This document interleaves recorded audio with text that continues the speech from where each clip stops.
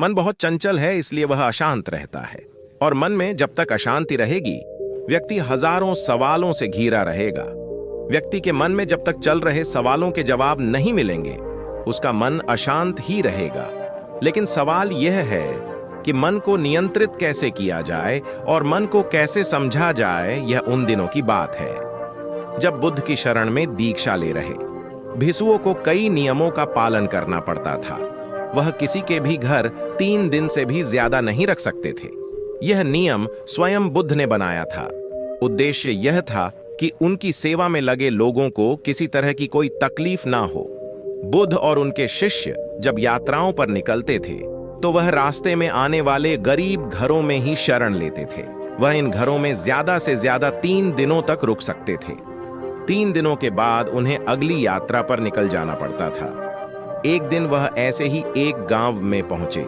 बुद्ध और उनके शिष्य अपने रहने के लिए जगह ढूंढ रहे थे। बुद्ध के एक शिष्य आनंद को एक खूबसूरत वैश्या ने अपने घर में रहने के लिए आमंत्रित किया। आनंद ने कहा कि वह उनके घर रह सकता है, पर इसके लिए उसे बुद्ध से अनुमति लेना होगा।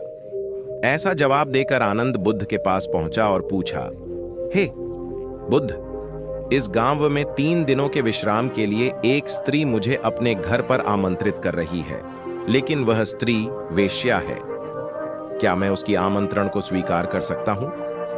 बुद्ध ने आनंद की ओर मुस्कुराकर देखते हुए कहा, अगर वह तुम्हें इतनी प्यार से आमंत्रित कर रही है तो तुम्हें उसके आमंत्रण को ठुकराना नहीं चाहिए। जाओ और आराम से उनके घर में रहो। बुद्ध की यह बात सुनकर दूसरे शिष्य सोच में पड़ गए। उन्होंने बुद्ध से पूछा, आप आनंद को एक वेश्या के घर कैसे भेज सकते हो? या तो भिक्षुओं की आचरण के खिलाफ है। बुद्ध ने कहा, तुम लोग थोड़ा इंतजार करो, तुम्हें 3 दिनों में अपने सवालों का जवाब मिल जाएगा।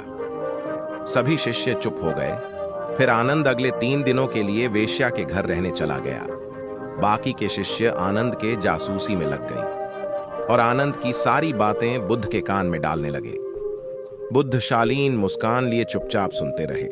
पहले दिन वेश्या के घर से आनंद और वेश्या मिलकर संगीत गाने की आवाज सुनाई दी, एक भिक्षुक का वेश्या के साथ।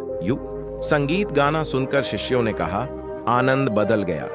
दूसरे दिन वेश्या के घर से गाने के साथ नाचने की भी आवाज सुनाई दी। अब सारे शिष्य एक ही स्वर में कहने लगे कि आप तो आनंद पक्का बदल गया। तीसरे दिन तो सचमुच ही उन्होंने खिड़की से आनंद और उसे महिला को नाचते और गाते देख लिया।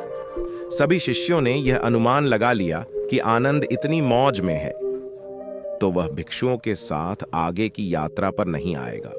अगले दिन सभी भिक्षु गांव के बीच चौक पर जमा हुए। सभी ने आनंद के आने की उम्मीद छोड़ दी थी। सभी सोच रहे थे कि वह इतनी सुंदर स्त्री का साथ छोड़कर भिक्षुओं के साथ क्यों आएगा। परंतु तभी सबने आनंद को एक सुंदर स्त्री के साथ अपनी ओर आते हुए देखा। वह सुंदर स्त्री एक महिला भिक्षुक का रूप धरे हुए। बुद्ध उसे देखकर मुस्कुरा रहे थे, जबकि बाकी शिष्य विस्मित होकर खुले मुंह से आनंद और उसे महिला भिक्षु को ताक रहे थे। बुद्ध ने आनंद की पीठ पर हाथ रखते हुए भिक्षुओं को संबोधित किया और कहा, अगर खुद पर भरोसा है तो आपको कोई भ्रष्ट नहीं कर सकता, और अगर आपका चरित्र बलवान है तो आप भ्रष्ट को भी चरित्रवान बना सकते हैं। ऐसा कहते हुए बुद्ध ने वेश्या से भिक्षुक बनी महिला का स्वागत किया और सभी लोग आगे की यात्रा पर निकल पड़े। बुद्ध और आनंद की यह कहानी हमें यह सिखाती है कि अगर हमारी इच्छा शक्ति मजबूत है तो हम किसी भी स्थिति के गुलाम नहीं बनते। खोट तो हमारे अपने दिल में होता है और शक हम दूसरों पर करते हैं। अपने दिल को साफ रखोगे तो दुनिया भी हमें साफ नजर आएगी।